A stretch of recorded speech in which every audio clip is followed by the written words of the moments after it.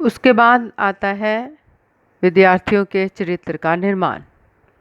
तो विद्यार्थियों के चरित्र का निर्माण भी प्रातःकालीन सभा में नियुक्त होता है।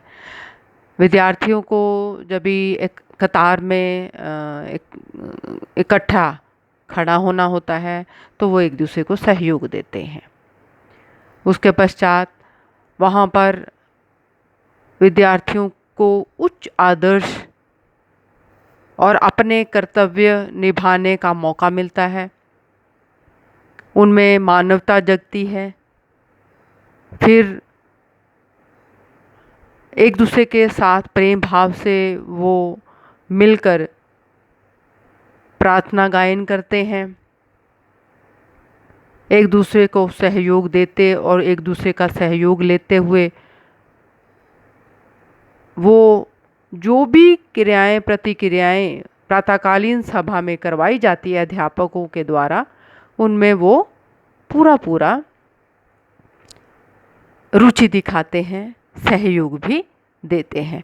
तो इस तरह से उनके चरित्र का निर्माण होता है। उनको ये भी पता होता है कि हमें इतनी ज़ोर ज़ोर से चिल्ला करके बात नहीं करनी है, मध्यम स्वर में बात करते हुए प्रार्थना गायन करना है या स्वर निकालते हुए प्रार्थना गायन करना है, बातें नहीं करनी है और व्यर्थ का हंसी ठट्ठा नहीं होगा यहाँ पर।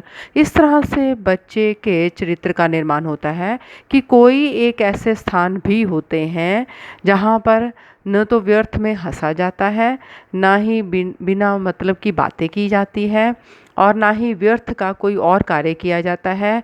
जिस कारण हेतु वहाँ पर एकत्रित हुए हैं वही कार्य पूरी तल्लीनता के साथ होगा। तो इस तरह से उनके चरित्र का निर्माण होता है। उसके बाद आता है विद्यार्थियों में अच्छी आदतों का विकास करना। तो प्रातःकालीन सभा के माध्यम से ही विद्यार्थियों में अच्छी आदतों का बीज बोया जाता है। सबसे पहले कि समय पर विद्यालय में पहुंचना ताकि वो प्रातःकालीन सभा में उपस्थित हो सकें।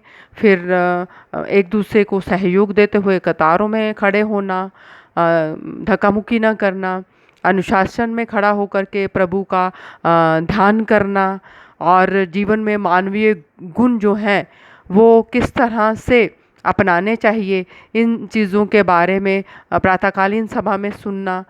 और जो शारीरिक एक्सरसाइज होती है, गतिविधियां होती हैं, वो सब वहाँ पर सीखी जाती हैं। शोर ना करना, एक दूसरे के प्रति प्रेम भाव रखना और सहयोग देना, छोटों को सहयोग देना, बड़ों से सहयोग लेना, ये जो आदतें हैं और मिल कर के सबको एक ही स्वर में प्रार्थना गायन करना, ये भी प्रातःकालीन सभा में सीखा जाता है।